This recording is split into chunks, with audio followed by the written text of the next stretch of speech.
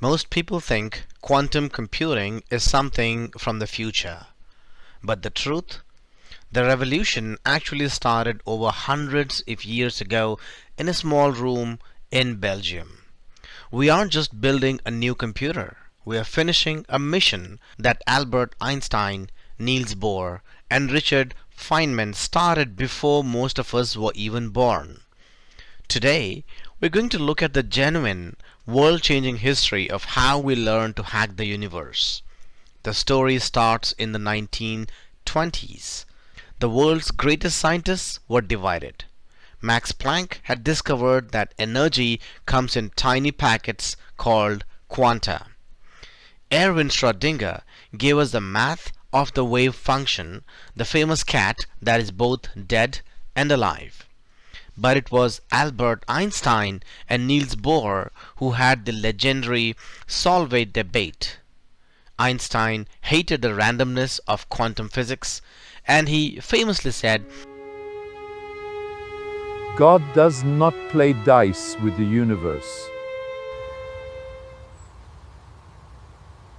Einstein, stop telling God what to do. Einstein was wrong about the dice, but he was right about one thing. He discovered entanglement, which he called spooky action at a distance.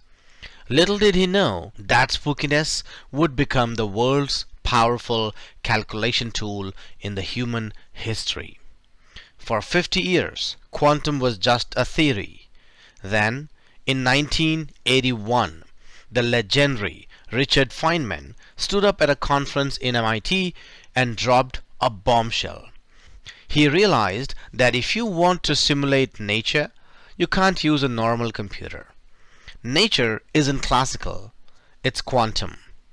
He said, Nature isn't so classical, damn it, and if you want to make a simulation of the nature, you'd better make it quantum mechanical.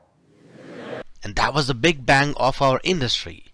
Feynman didn't just want a faster computer, he wanted a computer that spoke the language of atoms. In 90s, it got real. A mathematician named Peter Shor proved that if you could build a quantum computer, you could break almost every code on Earth. Suddenly, quantum wasn't just a physics experiment.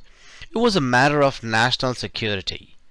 A few years later, in 1998, researchers at Oxford, IBM, and MIT actually built the world's first working quantum computer.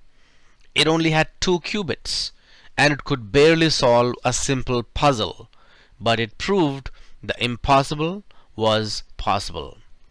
The modern era truly began in the 2019s when Google announced quantum supremacy.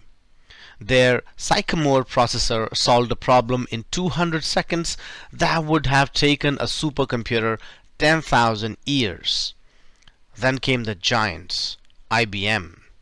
They put the first quantum computer on the cloud, letting anyone, including you, access the golden chandelier from their bedroom.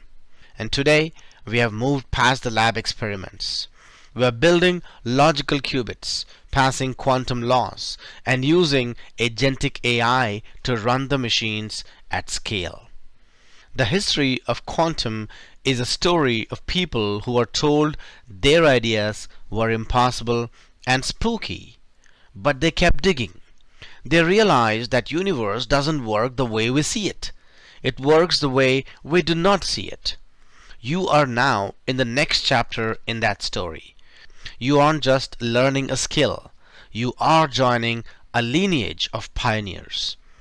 Now that we know where we came from, it's time to look at where we are going. Let's dive into the core of this machine.